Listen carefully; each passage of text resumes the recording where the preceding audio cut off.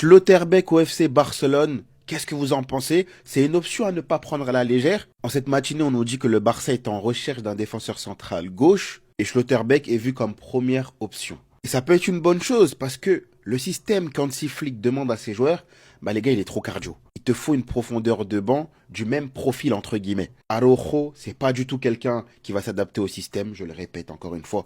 Il sera utilisé sur certains matchs contre certains adversaires. Christensen, c'est une valeur sûre pour moi. Cubarsí, c'est également une valeur sûre, même si en ce moment il est en difficulté, mais c'est bien qu'ils sont un peu dans la rotation. Et certains me diront, oui, mais il y a Eric Garcia. Eric Garcia, les gars, je vous l'ai dit, il faut que ce soit une doublure de Koundé. Oui, il jouera à certains postes, de temps en temps, pour dépanner, etc. Et principalement, c'est un joueur qui doit bien s'adapter sur le couloir de Jules Koundé, parce que, les gars, les blessures, ça peut arriver. Et si tu te bases uniquement sur le type de profil qu'Hansi Flick a besoin pour son système, t'as Eric Garcia, mais je vous l'ai dit, on le laisse à droite, Cubarsí, Christensen, c'est tout.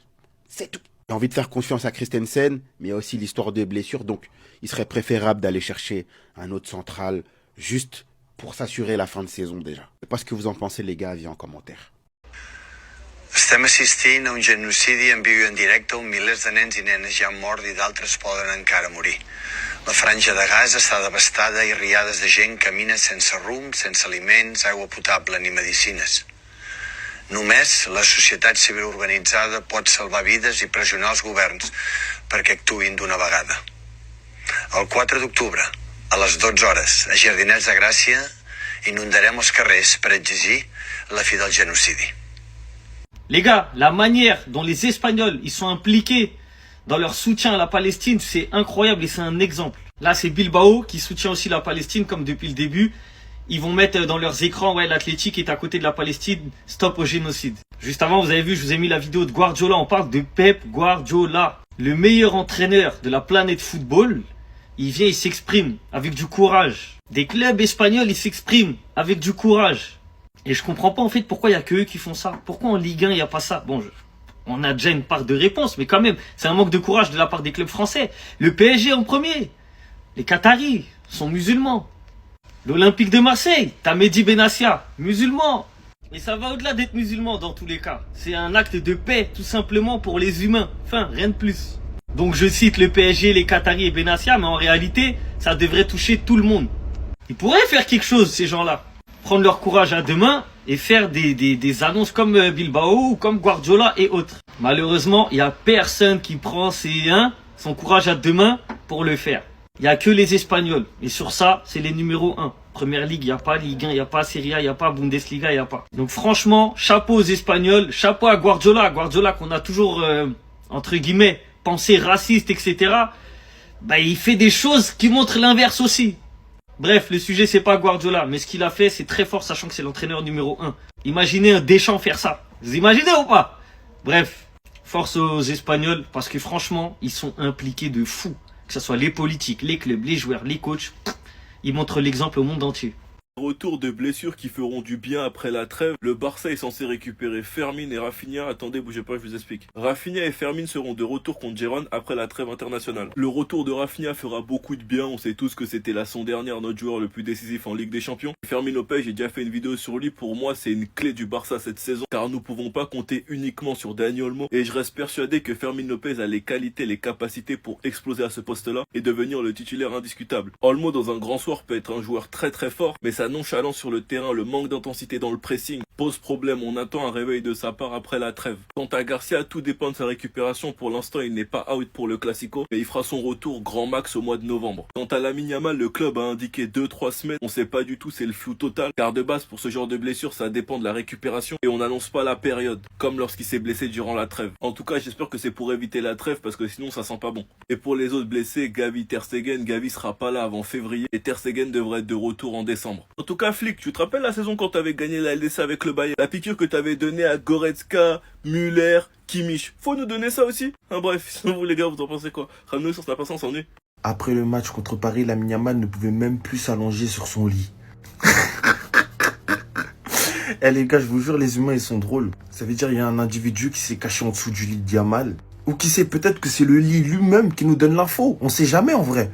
Donc là, on est en train de nous dire que le lit de Yamal, il nous explique que Yamal, il pouvait même plus se coucher dessus après le match contre le Paris Saint-Germain. Non les gars, en vrai, blague à part. Et si cette blessure, c'était pas 2-3 semaines les gars? Et si cette histoire de pubalgie, de pubis, était vraiment dangereuse en fait, et qu'on se dirigeait vers un même destin? Moi je sais pas vous les gars, mais après la trêve, si Lamine Yamal revient et rechute, ça va être très dangereux et ça va faire peur. Parce que moi ça me choquerait même pas qu'il est forcé pour jouer contre le Paris Saint-Germain. On parle d'un joueur qui déteste être remplacé. Un individu qui veut jouer chaque match. Un individu qui aime être au centre de l'attention, qui aime briller, qui veut être le plus vu.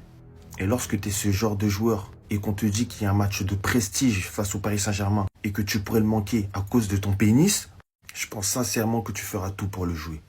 C'était Jorginho do Brasil, les gars. Et j'espère vraiment que le numéro 10 du légendaire Lionel Messi n'est pas une malédiction. Pow!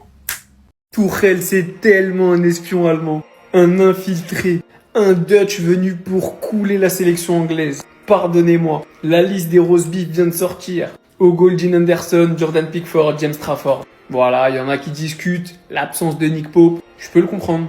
En défense, Dan Burn, Gueye, Rhys James, Konsa, Lewis Kelly, Kwanzaa, Jet Spence, John Stones. Rien que pour la présence de Jet Spence, moi je valide. Et là, on arrive là où ça fâche.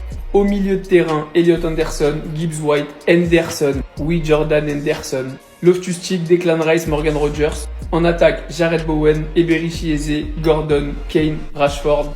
Toujours là pour représenter la patrie. Bukayo Saka et Oli Watkins. Bien évidemment, il y a des plaintes. Commençons par Jude Bellingham. Son absence. Je trouve que c'est l'absence la plus justifiée. Il revient de blessure. Je crois qu'il a même pas encore fait un match de 90 minutes avec le Real. Il manque encore de rythme. Et très honnêtement, pour le moment, il est pas ouf. Après, il revient de blessure. Par contre, Phil Foden et Jack Grealish, comment expliquer leur absence? Comment expliquer que dans cette liste, c'est peut-être les deux Anglais les plus en forme du moment ne sont pas appelés alors que Jordan Henderson l'est? Et peut-être la plus grosse injustice pour moi, l'absence d'Adam Wharton. Crystal Palace est 3e de Première Ligue. Il est phénoménal et il n'est pas appelé. La méritocratie, c'est fini. En club, en sélection, partout. Ça n'existe pas. Pourtant, la liste est cool, hein. Après, je sais pas, dites-moi s'il y a d'autres noms qui, pour vous, méritaient d'être appelés. Et s'il y a des gens qui méritent pas réellement leur place.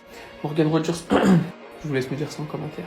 Le plan du Barça serait que Lamine Yamal soit à 100% pour le Classico, mais j'espère qu'ils vont pas répéter la même erreur que face au Paris Saint-Germain. Le plan pour Lamine est d'obtenir quelques minutes contre Gérone le 18 octobre, de débuter contre Olympiakos le 21 octobre et d'être en pleine forme pour le Classico le 26 octobre. Il manquera donc que le match contre Séville et la trêve internationale. Dit comme ça, c'est comme si on nous expliquait indirectement que c'est juste pour le reposer et qu'il esquive la trêve, ou que le Barça a pris un risque en le faisant jouer contre le Paris Saint-Germain alors qu'il n'était pas réellement à 100%, une chose que je ne peux pas croire parce que le joueur lui-même a teasé son retour sur Instagram en disant qu'il était de retour et Flick l'avait lui-même dit en conférence que Lamine Yamal était à 100% et qu'il n'y a aucun risque de rechute. Donc franchement les gars, cette histoire elle est très louche, sachant que la blessure de Lamine on l'a appris uniquement après que la liste de l'Espagne soit sortie, alors que le match c'était mercredi soir, que le lendemain jeudi il y a eu entraînement et qu'on aurait appris la blessure de Lamine Yamal vendredi après la liste. Enfin bref, on voit très bien le duel de coq entre De La Fuente et Flick. Demain il y aura la conférence de Flick pour le match contre Séville. Les journalistes lui poseront sûrement des questions concernant Lamine, donc on en saura un peu plus, mais ce qu'on sera la vérité je ne sais pas. Nous aurons nos réponses après la trêve et nous verrons s'il est dans le groupe contre Gérone. Pour l'instant pas de quoi s'enflammer, même si on entendra beaucoup de spéculations durant cette trêve et j'ai hâte d'avoir des nouvelles de Flick. Enfin bref, sinon vous les gars vous en pensez quoi? Ramenez-vous sur Snap, on s'ennuie.